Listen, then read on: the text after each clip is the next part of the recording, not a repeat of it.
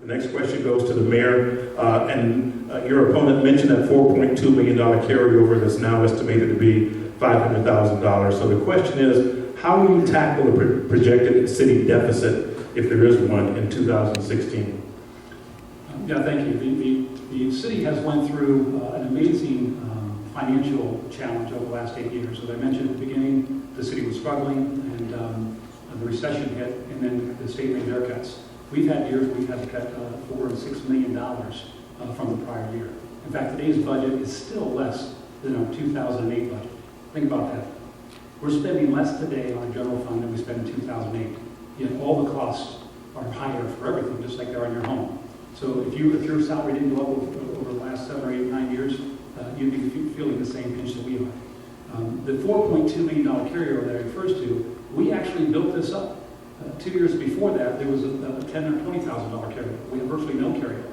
And so we were able to live within our means and build that carryover up. And that carryover is to be determined whether you use it for next year's budget or you use it now when you need it.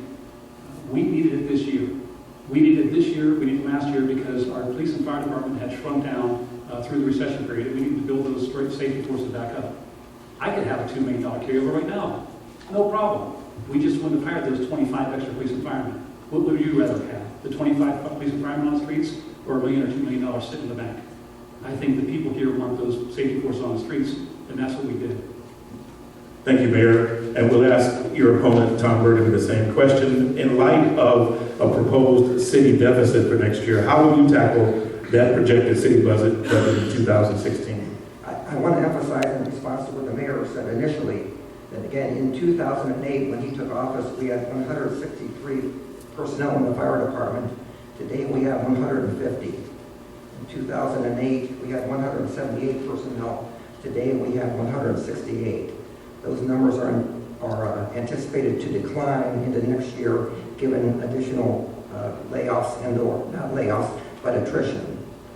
Therefore, we are facing an immediate problem now and into next year. And again, we are facing the potential of a $3 million shortfall. And this is information provided by the Chief Deputy Auditor of the City of Canton. We do not hear any answers from the mayor. We hear him make claims as to what we are spending today versus 2008, or what we are taking in revenues versus 2008. That is not relevant to me, and I don't think that is relevant to the taxpayers. What is relevant is where we are today, where the shortfall is, and where we will be next year. We cannot afford to close any more fire stations. We cannot afford to lose any more police on the streets. All of these are very, very critical issues to us.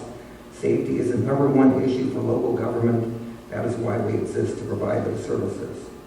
And again, I think that we need answers as to why the carryover that did exist 20 months ago has been spent down to almost nothing, why we were closing stations, why police and fire attrition, and the numbers that I have indicated that exist, and what we're going to do about that next year. Okay, thank you, Mr. Burnaby. Ron, Yeah, 1 minute. Yeah, thank you. It's interesting because I keep hearing throughout this campaign about how my opponent likes to identify the problems that we have in the city. We know we have problems. We have problems, all the time. If we fix this problem, another one pops up. It's great for him to identify what these problems are. We've already done that. We know we have challenges in our general fund. Council knows that. We've been talking about it for a year. But I haven't heard a single solution from him on how he's going to solve the problem. He says we don't have enough police officers, and he says we don't have enough money. And so, therefore, vote for him